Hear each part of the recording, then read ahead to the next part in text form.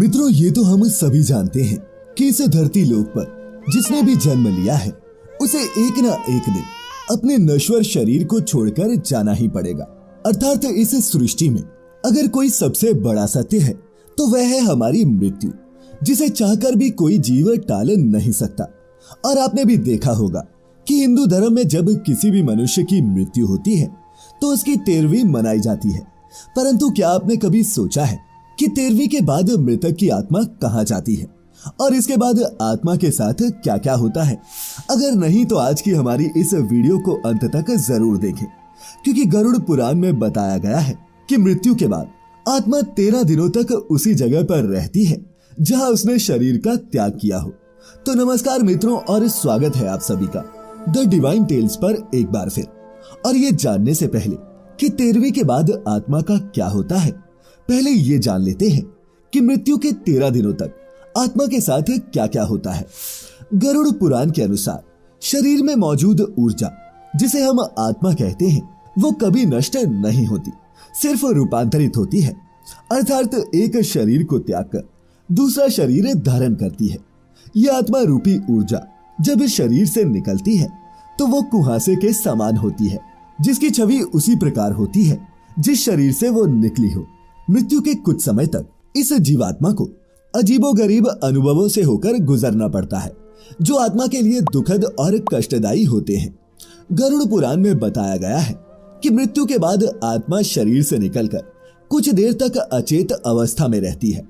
फिर आत्मा को ऐसा अनुभव होता है जैसा कि कठिन परिश्रम से थका हुआ कोई मनुष्य गहरी निद्रा में करता है, लेकिन कुछ पल में ये अचेत से सचेत हो जाती है और उठकर खड़ी हो जाती है। इसके बाद शरीर से निकलकर खड़ी हुई आत्मा अपने सगे संबंधियों को पुकारती है, लेकिन उसकी आवाज कोई नहीं सुन पाता। इससे आत्मा को बेचैनी और छटपटाहट होने लगती है। आत्मा परेशान होकर सभी लोगों से कुछ कहना चाहती है, लेकिन उसकी आवाज कोई नहीं सुन पाता, क्योंकि वो भौतिक नहीं बल्कि अभौतिक ध्वनि होती है और मनुष्य सिर्फ भौतिक चीजों को ही महसूस कर पाता है। वर्षों तक शरीर में रहने से जो सांसारिक माया का आवरण आत्मा पर पड़ा होता है, उससे मोहवश आत्मा दुखी होकर कभी अपने मृत शरीर को तो कभी अपने संबंधियों को देखकर उनसे बात करना चाहती है, लेकिन उसका प्रयास विफल होता है। आत्मा कोशिश करती है कि वो फिर से अपने शरीर में प्रवेश कर जाए, लेकिन यम के दूत उसे शरीर में प्रवेश नहीं करने देते। धीरे धीरे व्यक्ति की आत्मा ये स्वीकार कर लेती है कि अब मृत्यु लोक से जाने का वक्त हो चुका है। इसीलिए मोह के बंधन कमजोर होने लगते हैं और वो मृत्यु लोक से विदा होने के लिए तैयार हो जाती है। मित्रों, गरुड़ पुराण में ये भी उल्लेखित है कि मृत्यु के बाद आत्मा को यमदूत सिर्फ 24 घंटों के लिए ही लेकर जाते हैं और इन 24 घंटों के दौरान आत्मा को दिखाया जाता है कि उसने कितने पाप और कितने पुण्य किए हैं। इसके बाद आत्मा को फिर उसी घर में छोड़ दिया जाता है जहां उसने शरीर को त्यागा हो। 13 दिन तक आत्मा वहीं रहती है और आत्मा को 13 दिन बाद फिर यमदूत ले जाते हैं। इसी बीच परिजन मृतक की आत्मा के लिए नियमित रूप से पिंडदान करते हैं। गरुड़ पुराण के अनुसार मृत्यु के बाद 10 दिनों तक जो पिंडदान किए जाते हैं, उससे मृत आत्मा के विभिन्न अंगों का निर्माण होता है। 11वें और 12वें दिन के पिंडदान से शरीर पर मांस और त्वचा का निर्माण होता है और फिर 13वें दिन मृतक के नाम से जो पिंडदान किया जाता है, उससे ही वो यमलोक तक की यात्रा तय करती है। पिंडदान से आत्मा को बल मिलता है और वो अपने पैरों पर चलकर मृत्यु लोक से यमलोक तक की यात्रा संपन्न करती है। और मित्रों, आत्मा को मृत्यु लोक से यमलोक पहुंचने में 1 साल का समय लगता है। माना जाता है कि परिजनों द्वारा 13 दिनों में जो पिंडदान किए जाते हैं, वो 1 वर्ष तक मृत आत्मा को भोजन के रूप में प्राप्त होता है। और साथ ही ये भी माना गया है कि 13वीं के दिन कम से कम 13 ब्राह्मणों को भोजन कराने से आत्मा को प्रेत योनि से मुक्ति मिलती है।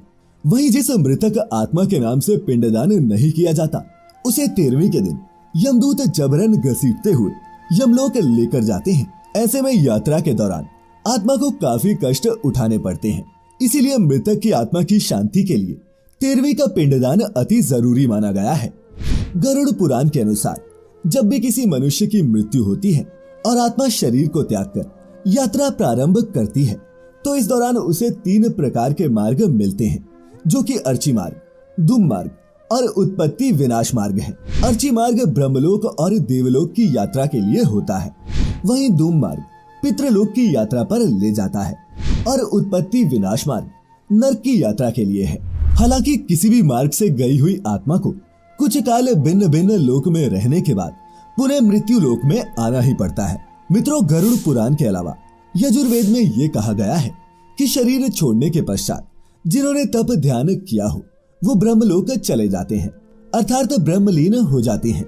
कुछ सत्कर्म करने वाले भक्तजन स्वर्ग चले जाते हैं, अर्थात वे देव बन जाते हैं, और राक्षसी कर्म करने वाले मनुष्य प्रेत योनि में अनंत काल तक भटकते रहते हैं, और कुछ पुनः धरती पर जन्म ले लेते हैं।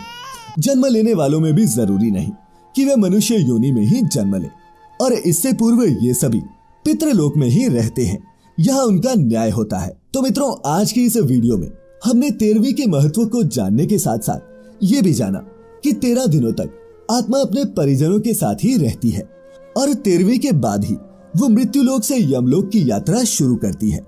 आज की ये वीडियो आपको कैसी लगी नीचे हमें कमेंट करके अवश्य बताइएगा, और अच्छी लगी हो तो इसे लाइक करने के साथ साथ शेयर भी जरूर करें।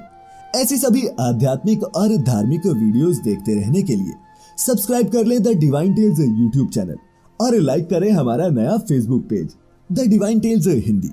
सभी तरह की धार्मिक वस्तुएं खरीदने के लिए आप जा सकते हैं shop.thedivinetales.com पर।